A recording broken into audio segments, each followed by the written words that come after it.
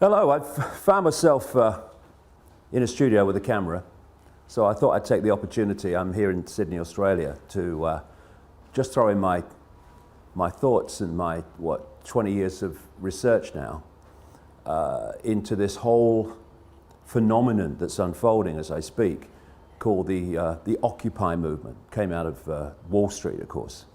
And it's a great thing. It's fantastic that people are waking up to the point where they're saying, I'm a slave and I ain't having it anymore. That's the great Rubicon that needs crossing so we can do something about this. The reason I'm just going to put this information out, people make of it what they will, is there's another agenda going on here too.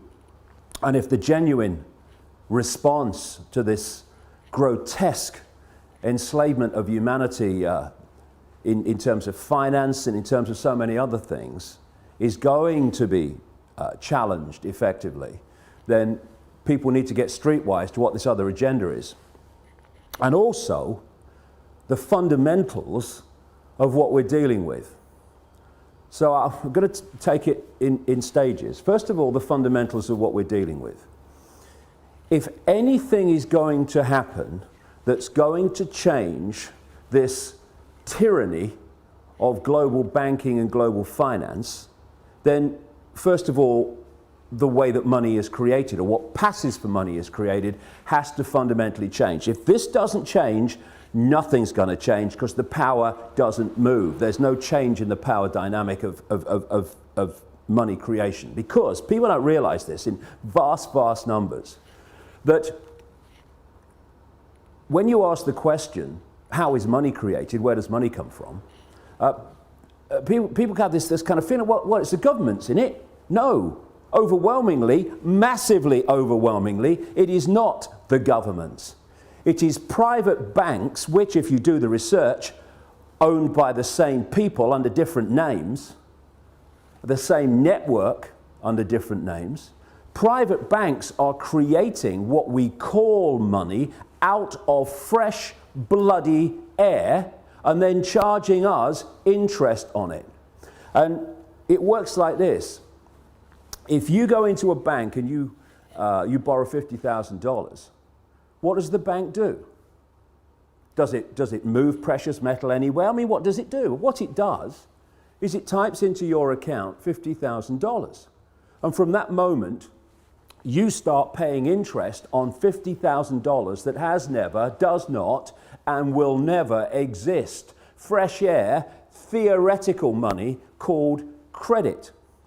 This has been allowed to happen because, again, when you do the research, the same networks that control governments and therefore pass legislation to do with banking are the same networks that control the banks and the banking system. Therefore, laws have been passed called fractional reserve lending that allow banks to lend at least, and my goodness, it's at least 10 times what they have on deposit. So when you put $1 in a bank, that bank can now lend 9/10 that it does not have. Fresh air, figures on a screen. Not only that, you borrow $50,000 from a bank. What does it do? It types into your account $50,000. Okay, now you're paying interest on it. But you take $10,000 and you say, I'm going to buy that car, and you give $10,000 to the guy who owns the car to buy the car off him. Now the guy who's received your $10,000 that was created out of nothing in the original $50,000 now goes and deposits the 10 grand in his own bank. Now that bank can lend 10 times the 10 grand that was created out of nothing in the first place. This is what's going on. And then if you follow one loan, $50,000 or whatever, you follow that through the banking system, and that one loan allows the banking system as a whole to create phenomenal amounts of non-existent money we call credit from that original non-existent credit loan. This is how the banking system, ladies and gentlemen, have taken the world over. Why wouldn't it when they can do that? And there's another little scam here. All written in on purpose, cold, calculated. When you go into a bank and you borrow $50,000, the bank creates, even in this theoretical, ludicrous way, $50,000. But you're not paying back $50,000, you're paying back $50,000 plus interest. The interest is never created, even as credit, which means a simple fact.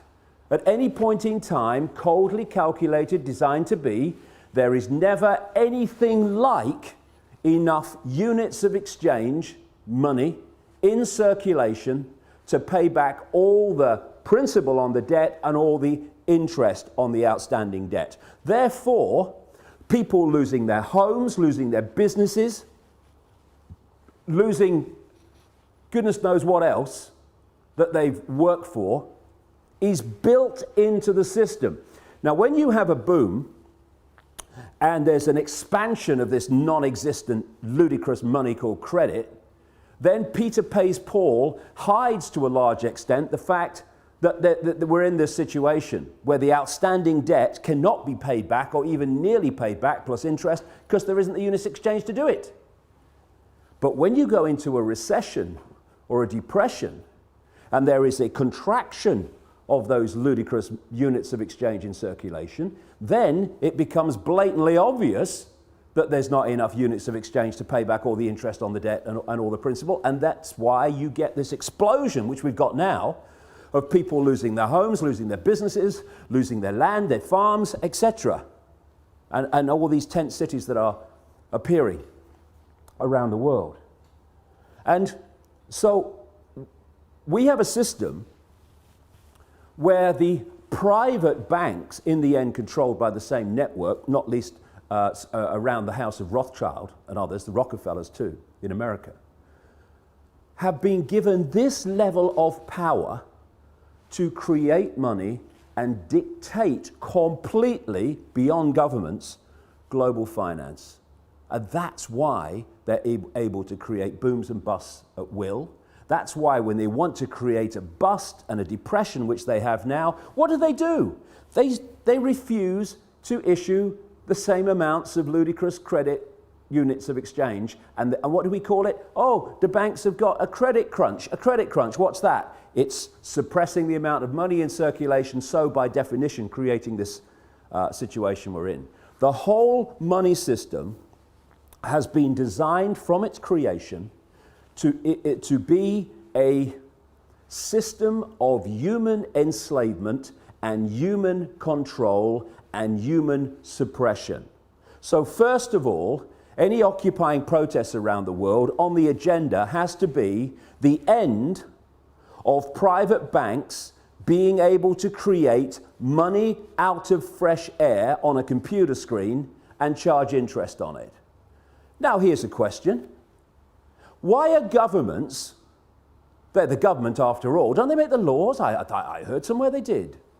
Why are they not creating their own currency interest-free and circulating it interest-free? Therefore, it does the job it's supposed to do, which is to be a unit of exchange to overcome the limitations of barter. Why? I've said it already.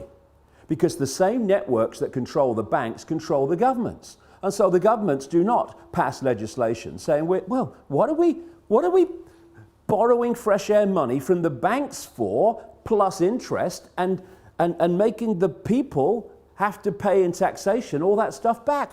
All we got to do is create our own money interest-free, because you see, at the moment, the very unit of exchange which allows economic activity to happen is created at the very start as a debt by people borrowing money from banks called credit. It's a debt from the start, the very unit of exchange in the world. It's crazy, it's insane. Number two, that has got to go. No more governments, and we need to redefine what we see as government too. No government borrows money at interest from private banks. Ludicrous.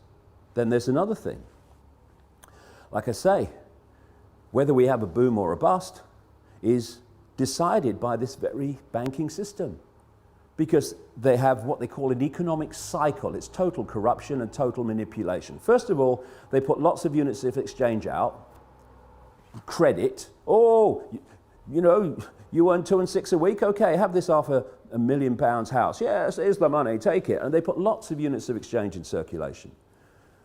And there's a boom, manufactured, and when people are in a boom and they get confident about their jobs, they go into more debt, bigger house, bigger car, all the rest of it. And then what they do at an optimum point, this is what they did in 2008, is they take or create an excuse to take money out of circulation. Now the economic activity generated by that amount of money in circulation is no longer possible. And we move over here, fishing line coming in now, to a depression or a slump. People do not lose their homes overwhelmingly because they don't want to work anymore. They lose their homes because there's not enough economic activity to generate the income to pay the mortgage. Companies don't go bust because they think it would be a bit of fun. They go through a bust because there's not enough demand for their products at a time of a downturn when the money in circulation is being reduced. And what happens?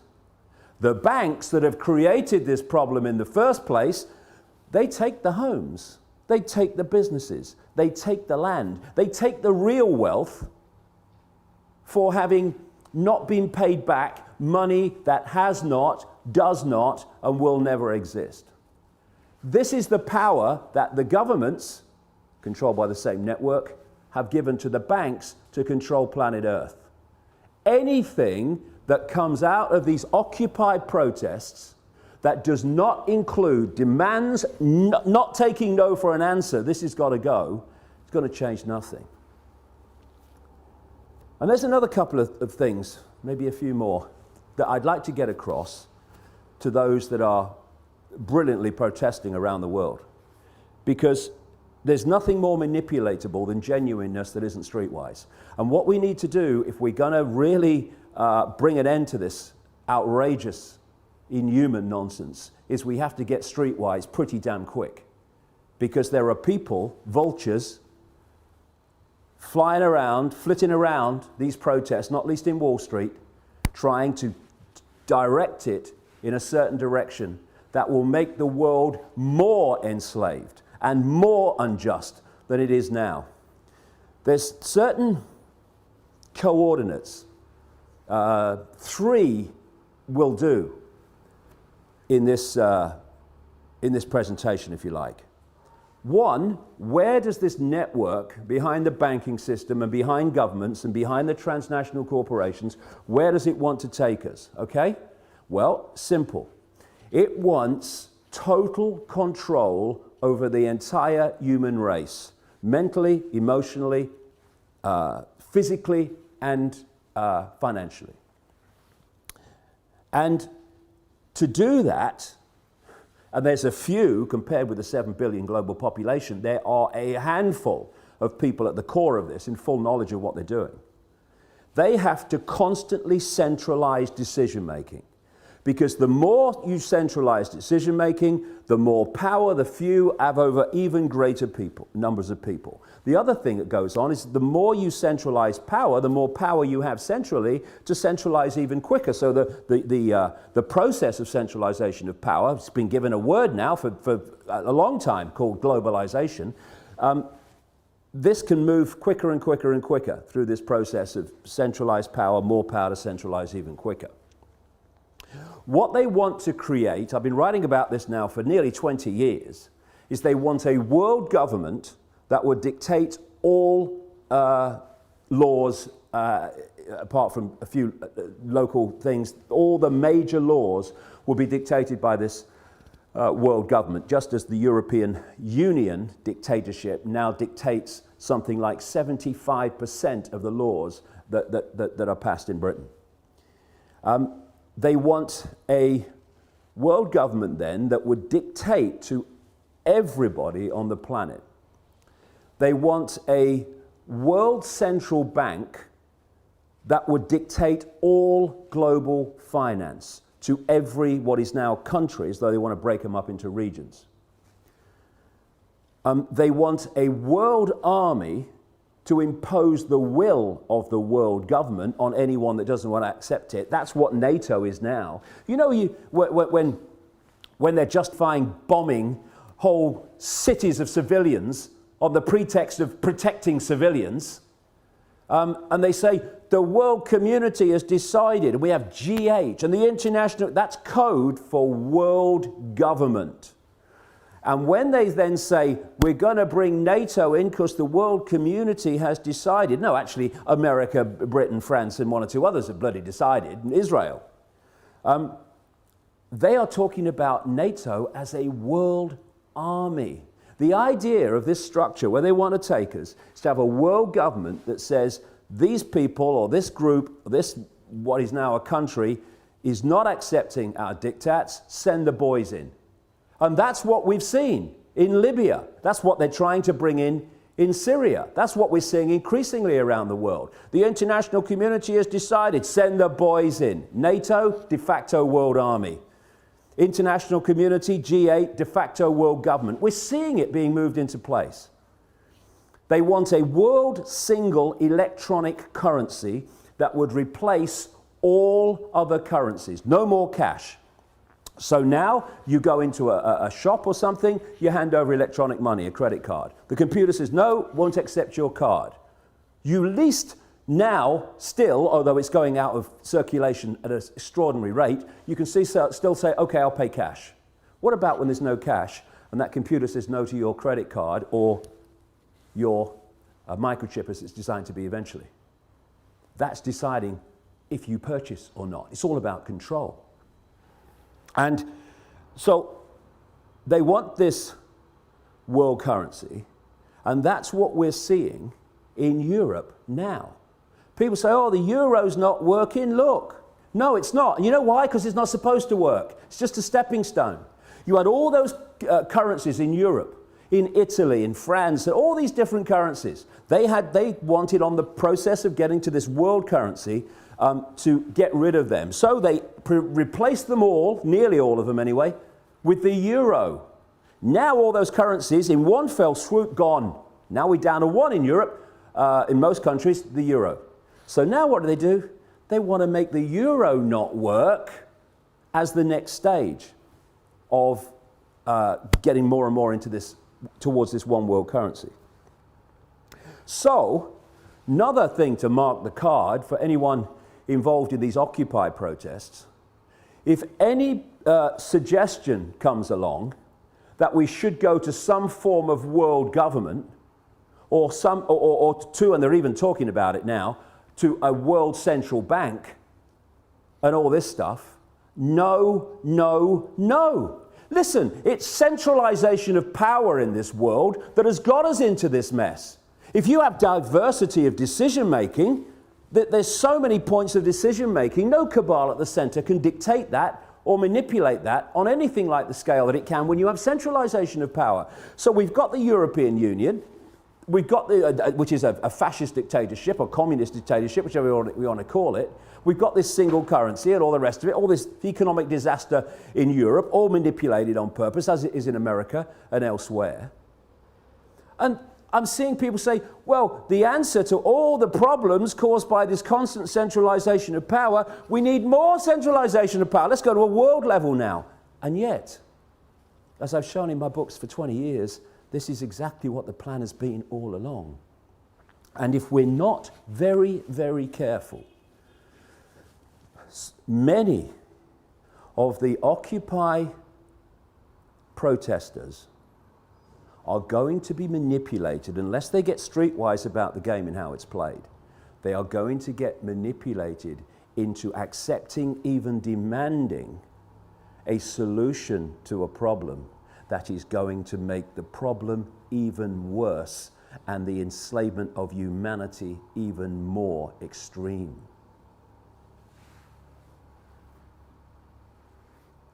When you look at where they want to take us, which is into this centralized global dictatorship, then you look at the main technique that they used to take us there. I gave it a name a long time ago now. Problem, reaction, solution. Dead simple, devastating. At stage one, you create a problem. You blame someone or something else for it to hide the fact that you're really behind it. You then, through an unquestioning and pathetic media, tell the people the version of the problem you want them to believe. What you want at stage two is the reaction to the problem from the people. Fear, outrage, something must be done. It could be a war, it could be a terrorist attack, like the Mossad American intelligence operation known as 9/11. It could be an economic collapse, whatever. Whatever problem you need to be allowed you to go to stage 3 of problem, reaction, solution, which is to offer the solutions to the problems you have covertly created and blame someone or something else for it. And those solutions are constantly advancing your agenda to this centralized global dictatorship that I'm talking about. So when you crash the global economy, and when you're moving trillions and trillions of dollars around the world economy every day, as this network is, you decide if it goes up or down. Nobody else does, you do. And therefore, you can create an economic collapse at will. That's what they did in 2008, and they've gone on with it since. And the idea is that problem is then offered a solution. And people like the Rothschild-controlled bagman and billionaire George Soros, one of the major funders, by the way, into existence of MoveOn.org, which is trying to move in, this Democratic Party-owned, cabal-owned operation, moving in on the Wall Street protests and stuff like that. You can then offer the solutions that Soros and others are offering, which are what? To solve this economic global crash, we need a world central bank. Stands back in amazement. I'm shocked. Knock me down with a feather and I shall swoon. It's so blatant, it's so callable, it's an open book once you do the research and you realize where this is going. And so,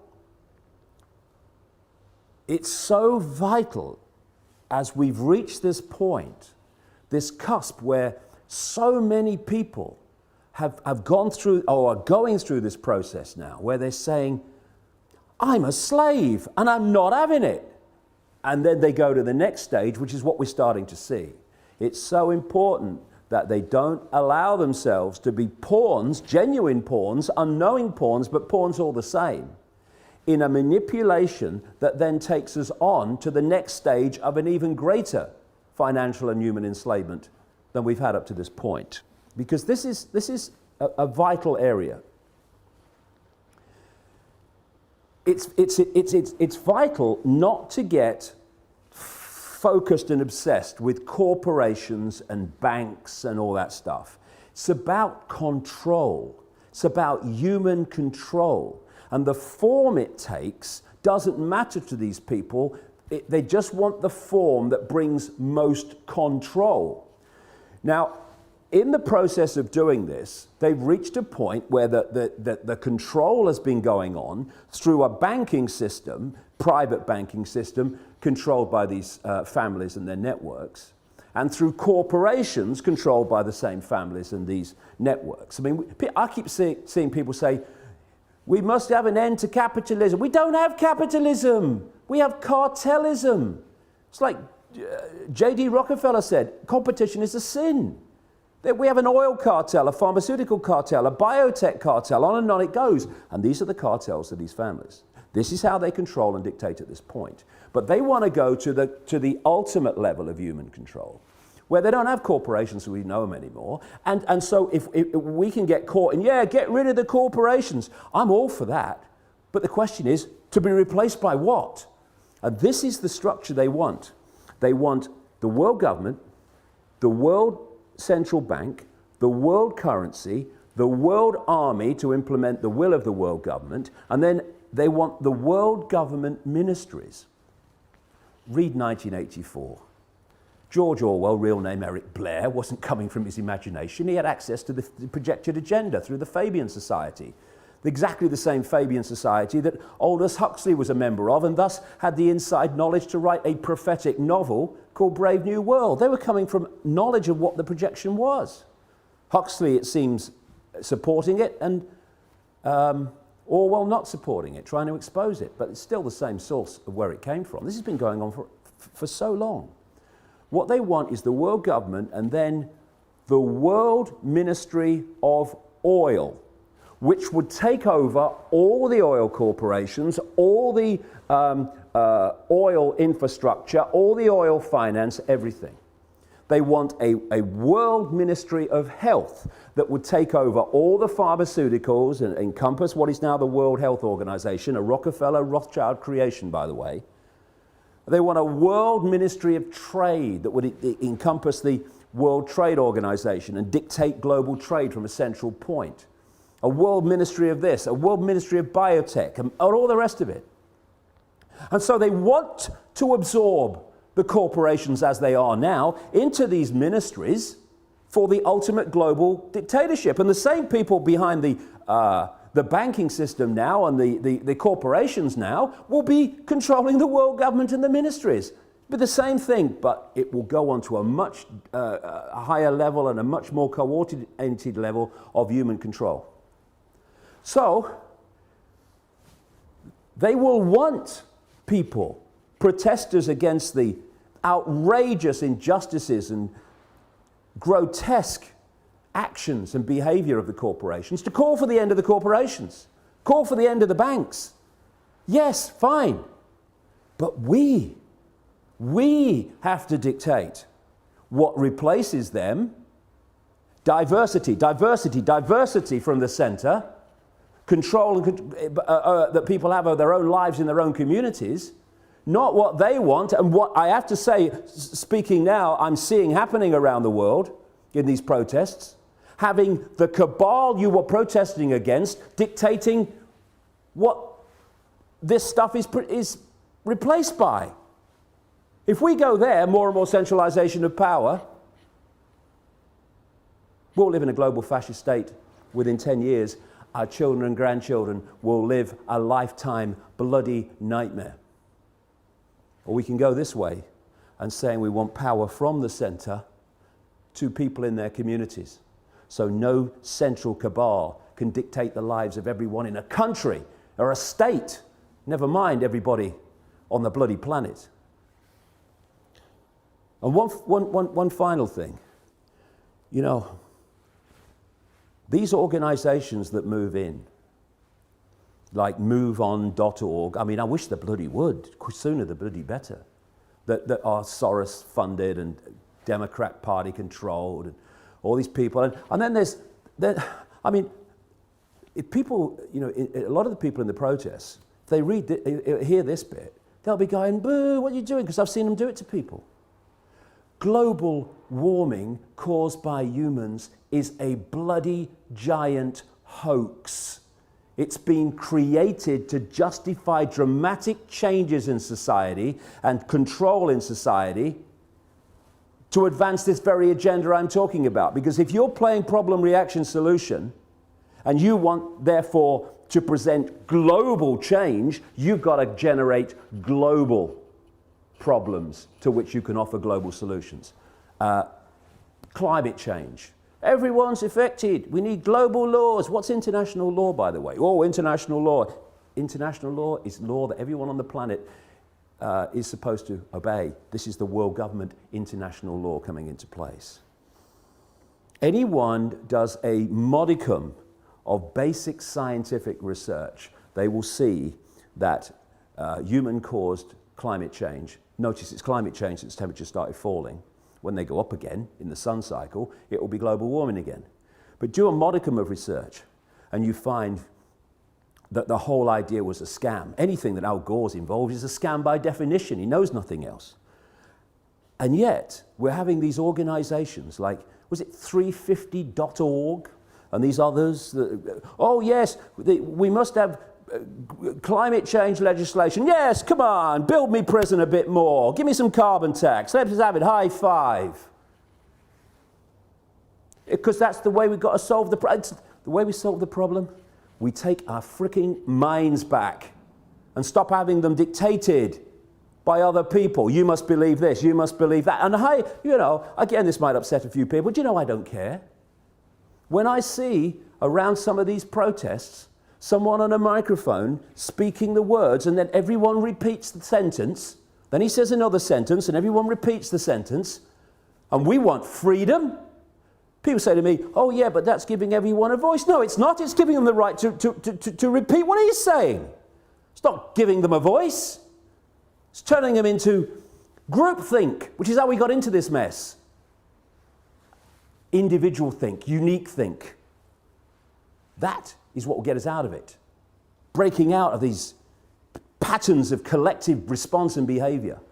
So, I'm not interested in 350.org. Take your bloody nonsense about climate bloody change and go somewhere else. We're trying to bring about real change here, not selling another aspect of a global agenda.